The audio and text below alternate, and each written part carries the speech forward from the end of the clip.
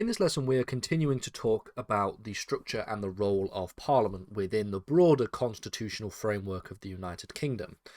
Now, in this lesson, we're going to talk about the second major chamber of our bicameral legislature, which is, of course, the House of Lords. Now, we're going to talk about the House of Lords across two different lessons, because we're going to first talk about the House of Lords in this lesson, talk about the structure of the House of Lords, the powers of the House of Lords, as well as the functions of the House of Lords. And then in the next lesson, what we're going to do is talk about reforming the House of Lords, how the House of Lords has actually changed over the years. So the first question that we should really ask is, what is the House of Lords? What does the role of the House of Lords play? What are the powers that are granted to the House of Lords? How is the House of Lords structured? Who are the people who sit in the House of Lords? Well, essentially, we see and understand the House of Lords as, so quote unquote, the upper house of Parliament, the upper chamber.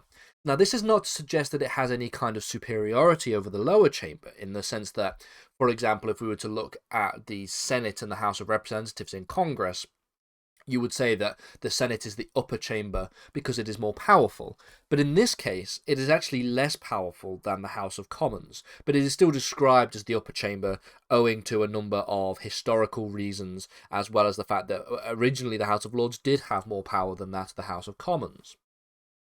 Now, the purpose of the House of Lords is to act as a check on the power and the scrutinisation of bills that are passed through the House of Commons. In the United Kingdom, the appointed House of Lords is subordinate to the elected House of Commons, and it is because of this accountability to the people that makes this the case. The subordination comes from the fact that the House of Lords, members of the House of Lords, are appointed, whereas members of the House of Commons are elected. Now, there are various conventions that makes this very, very clear, so things like the Salisbury Convention, which we'll get to in a second, but also through legislation. The Parliament Acts of 1911 and 1949 make it very, very clear that the House of Lords is subordinate in terms of power and function to that of the House of Commons. We'll talk about these two pieces of legislation in a few minutes' time. So a notable convention, as I just mentioned, is the Salisbury Convention, which is this idea that essentially the proposals and legislation that are passed through the House of Commons that were a part of the manifesto pledges of the government ought not be voted down by the House of Lords. It is almost given the fact that they have a special mandate given through the fact that they are part of the government's manifesto, and because people are supposed to elect a government on the basis of their manifesto pledge, then they have the mandate to do that, and it is not up to the House of Lords to question that particular piece of legislation. The House of Lords should also defer to the Commons on matter of government finance. Again, this is a matter between the Crown, who asks for the money, i.e. the government, and the House of Commons, who supplies the money. This is also something that is done through the fact that the House of Commons, is accountable to the people.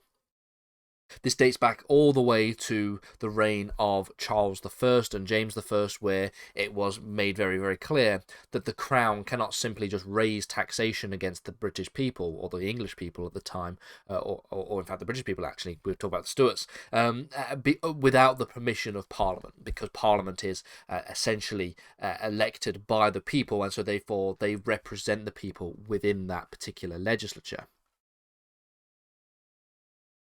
So what about membership to the House of Lords? Well, members of the House of Lords are not elected in the same sense that they are within the House of Commons. We know this already.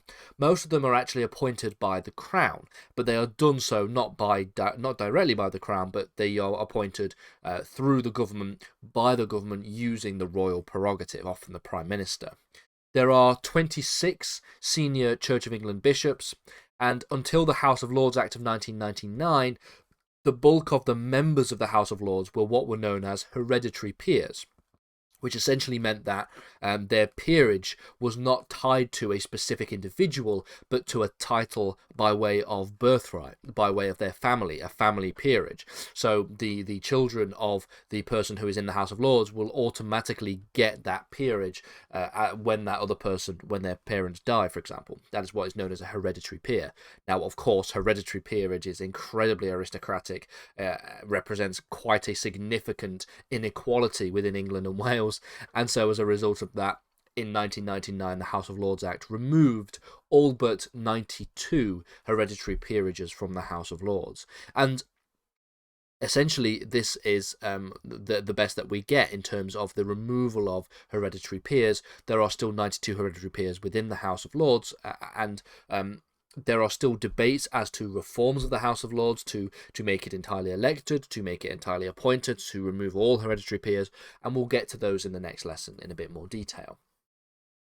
Now, the House of Lords itself is actually one of the largest legislative chambers in the world, because there is not an exact number on how many members of the House of Lords there are, because members will come and go and they'll be given peerages and they don't necessarily sit active within the House of Lords, but there's around 777 at the time of recording, from what I could find in terms of the research.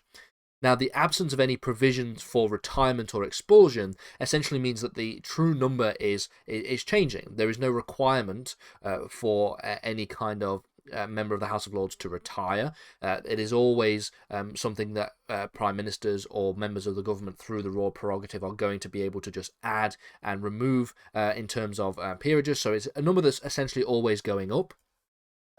Or at least is going up at a steady rate. People will then die, for example, and then that obviously removes members from the House of Lords. I believe when I was studying politics at A-level a good few years ago now, the number was in the 800s from what I can remember, but it's come down from what I've seen in the research to the high 700s. Still a ridiculous number, to be fair. Now, due to the unelected nature of the House of Lords, it is extremely controversial and it is definitely arguably undemocratic in terms of the House of Lords itself.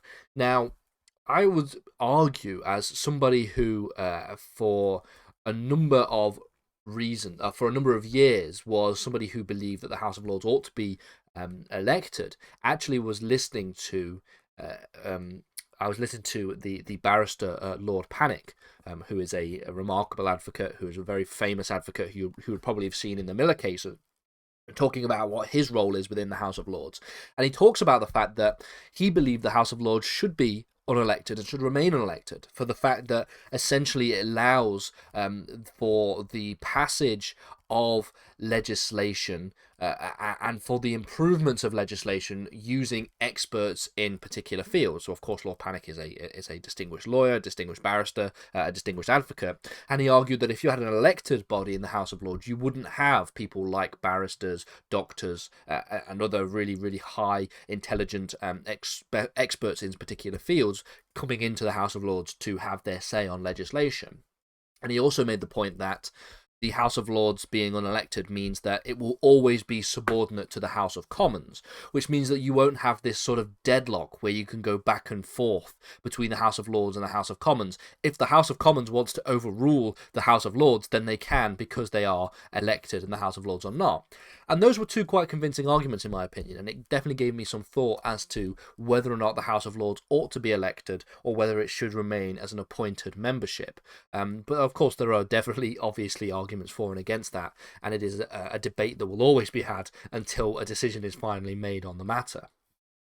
But it also should be noted that because the House of Lords is undemocratic and it is unelected, it has many powers that have been stripped away from it over the last 100 years. We remember the Parliament Act of 1911.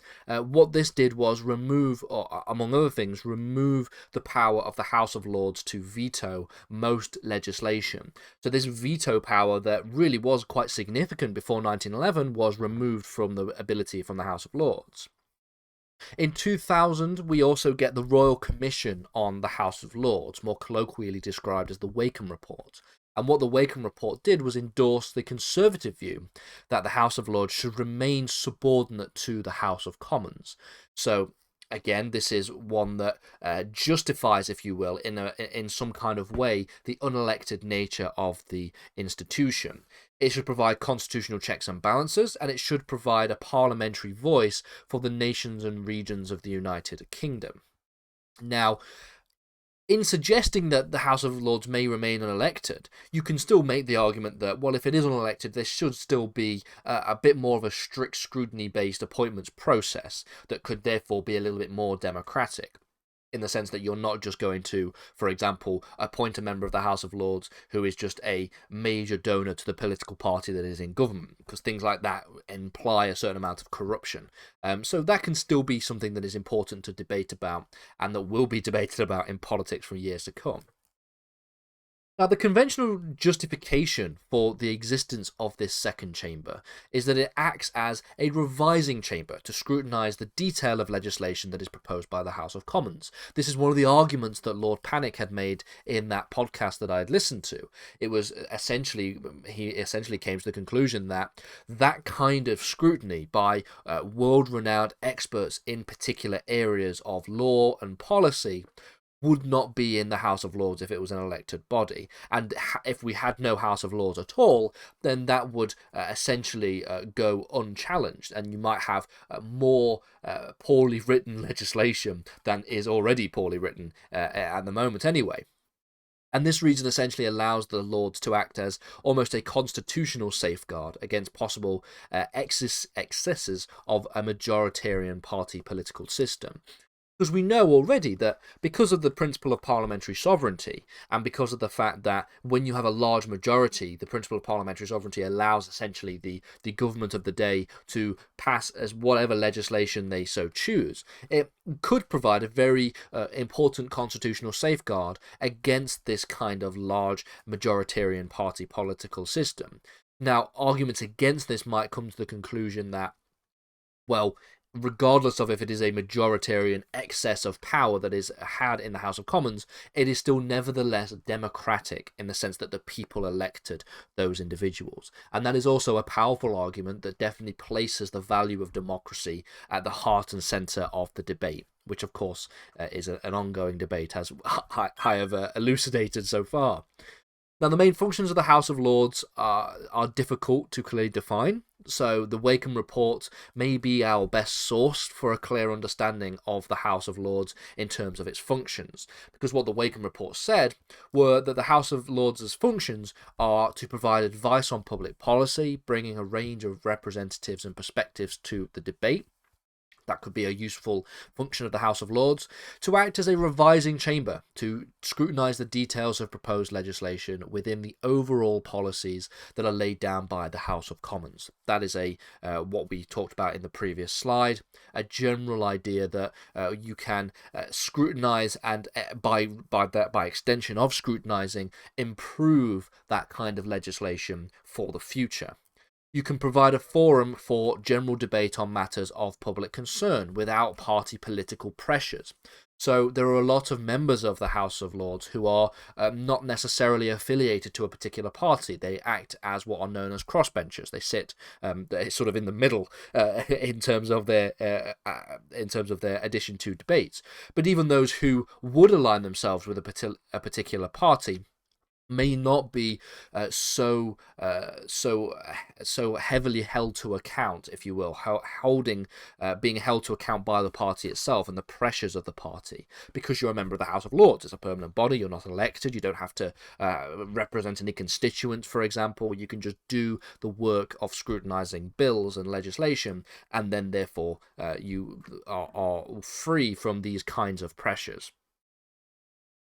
The Wakeham Report also suggests that a function of the House of Lords may be to introduce relatively uncontroversial legislation, as well as private bills, as a method of relieving the workload of the House of Commons. So if there is some quite innocuous pieces of legislation that are not particularly controversial that may need to be implemented, you could do that and start that process within the House of Lords rather than doing it and taking up time within the House of Commons. That could be a possible function for the House of Lords. And then the fifth and final of these that are suggested by the Wakeham report is this idea of providing committees on general topics such as European Communities Committee. We also have a Science and Technology Committee. And remember, because these are not because peers are not elected by the people, they're not necessarily politicians as day jobs. They are, some people may be experts on European Union law, for example, but therefore form part of the European Communities Committee. Similarly, with the Science and Technology Committee, you might have actual scientists, actual engineers, actual people who work in these industries that could have a greater say or a greater area of expertise on matters relating to these issues. That seems to be something that generally people can understand as being a relatively useful, positive aspect of the House of Lords. Now, I just want to finally finish on the Parliament Acts of 1911 and 1949. I said we would come back to this in a little bit more detail, and this is where we are. Essentially, under these two Parliament Acts, most public bills can be enacted without the consent of the House of Lords. This is a very important transfer of power away from the Lords, away from the appointed body to the elected body. And again, the reason why, if you were to ask why this is the case, obviously it's because it is ensuring the democratic will of the people, and that democratic will take priority over the appointed and undemocratic and unelected members of the House of Lords. Now, there are two exceptions to this particular provision. They are found in section 2, subsection 1 of the Parliament Act of 2011. This is a bill to prolong the life of Parliament beyond 5 years, thus ensuring government cannot use its majority to keep itself in office, and also a bill that is obviously introduced in the Lords itself. So the second one makes particular sense, and the first one essentially allowing a government using its majority and keeping itself in office indefinitely, which would also be undemocratic, and arguably more undemocratic than the institution of the House of Lords itself. The period from which that delay can be introduced has gone from 2 years to 1 year, as per the 1949 Parliament Act.